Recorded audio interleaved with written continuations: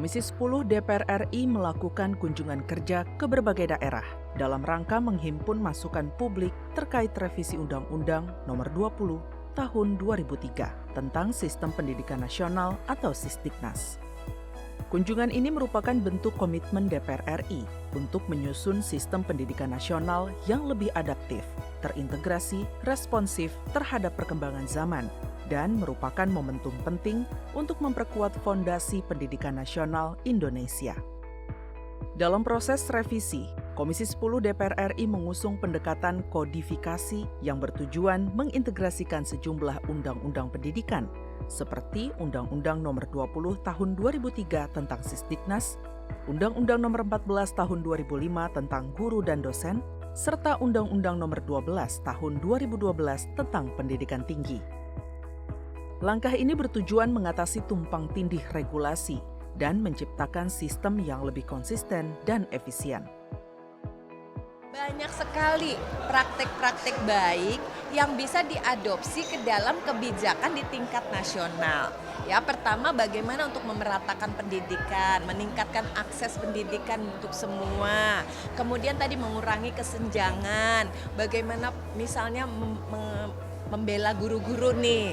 Karena banyak persoalan-persoalan yang kita temukan di lapangan itu ternyata bisa ada solusinya asalkan kita di pusat sendiri mengakomodir dalam bentuk regulasi yang lebih ramah dan bersahabat. Makanya Undang-Undang Sisdiknas ini berupaya untuk menampung ya berbagai masukan maupun aspirasi dan juga contoh-contoh tadi ke dalam pengaturan yang kita buat nanti secara bertahap di DPR RI dengan melibatkan berbagai stakeholder, salah satunya tentunya dari daerah Kalimantan Timur.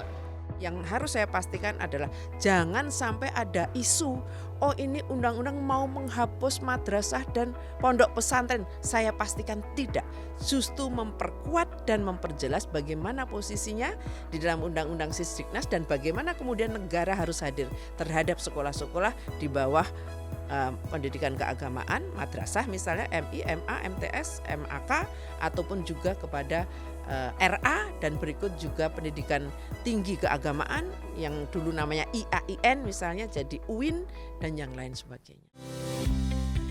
Banyak persoalan mendasar dalam sistem pendidikan saat ini yang perlu dibenahi segera. Di antaranya, terkait alokasi anggaran pendidikan 20% dari APBN yang tidak terdistribusi dengan tepat, bahkan tersebar ke banyak kementerian lembaga yang tidak secara langsung menjalankan fungsi pendidikan. Kondisi saat ini membuat ketimpangan sarana dan prasarana pendidikan terus terjadi. Anggaran pendidikan yang 20% dari APBN itu tersebar ke banyak KL. Kurang lebih ada 26 KL. Padahal yang ANSI melaksanakan fungsi pendidikan itu hanya 2. Satu Kemendikdasmen, 3, sekarang ada 3. Kedua ada Kemendiktissaintek dan ketiga adalah Kementerian Agama.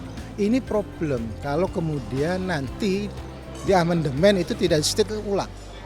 Jadi menurut saya nanti seharusnya mandatori 20% anggaran pendidikan setiap tahun itu harus diserahkan dulu kepada KL yang murni melaksanakan program pendidikan.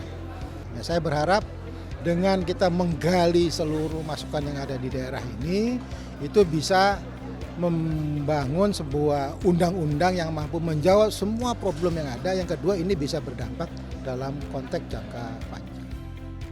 Mewujudkan regulasi yang inklusif dan prediktif bukanlah pekerjaan instan. Perlu reformasi dalam proses legislasi, investasi pada kapasitas kelembagaan, serta kemauan politik untuk keluar dari zona nyaman kebijakan konvensional.